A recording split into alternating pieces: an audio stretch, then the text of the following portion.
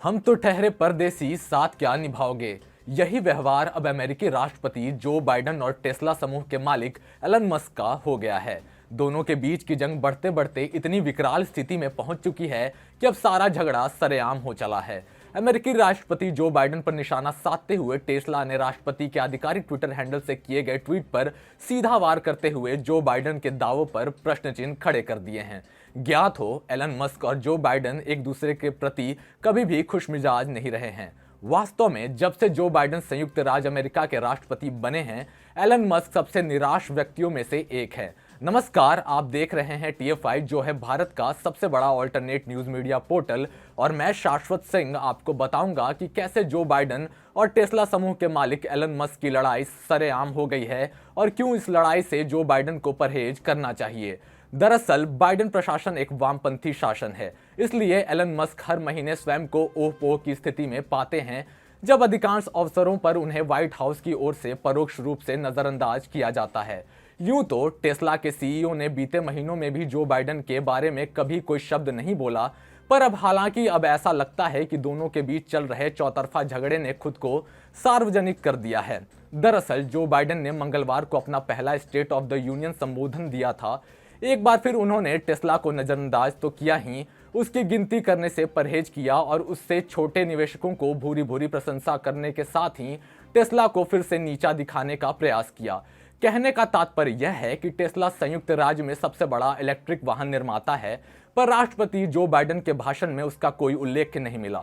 अमेरिकी राष्ट्रपति ने देश में इलेक्ट्रिक वाहनों के निर्माण और स्थानीय रोजगार पैदा करने के लिए निवेश के लिए संबोधन के दौरान फोर्ड और जनरल मोटर्स की प्रशंसा की।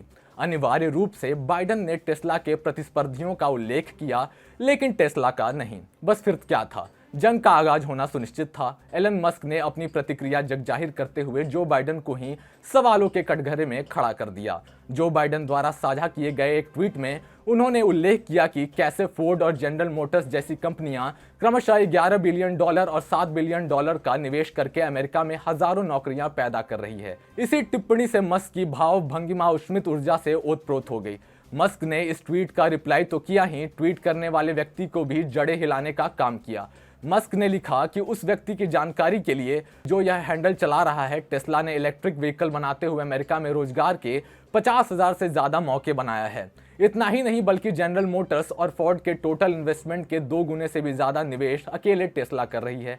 यह पहली बार नहीं है जब मस्क ने टेस्ला को इग्नोर करने के लिए बाइडेन पर निशाना साधा है।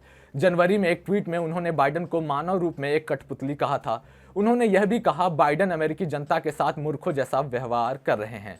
यह टिप्पणी व्हाइट हाउस द्वारा एलन मस्क को शीर्ष व्यापारिक नेताओं के साथ जो बाइडेन द्वारा आयोजित शिखर बैठक में आमंत्रित नहीं करने के निर्णय के बाद आई थी। इसके बाद बाइडेन ने ट्विटर पर कहा, GM एंड फोर्ड जैसी कंपनियां यहां घर पर पहले से कहीं अधिक इलेक्ट्रॉनिक वाहन बना रही है।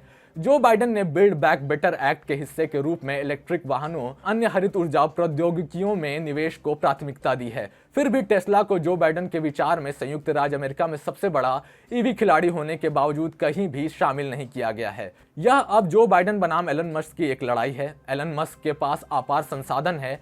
आगामी चुनावों की बात करें तो 2024 के राष्ट्रपति चुनाव में जहां डोनाल्ड ट्रंप वापसी करना चाह रहे हैं, जो बाइडेन को स्पेसएक्स और टेस्ला के CEO से दुश्मनी नहीं बनाने की सलाह दी जाएगी। यह जंग निश्चित रूप से बाइडेन को अब की बार आईना दिखाने का काम कर रही है, क्योंकि टेस्ला अमेरिका के परिप्रेक्ष्य में कोई औने पौने दाम वाली कंपनियां नहीं है।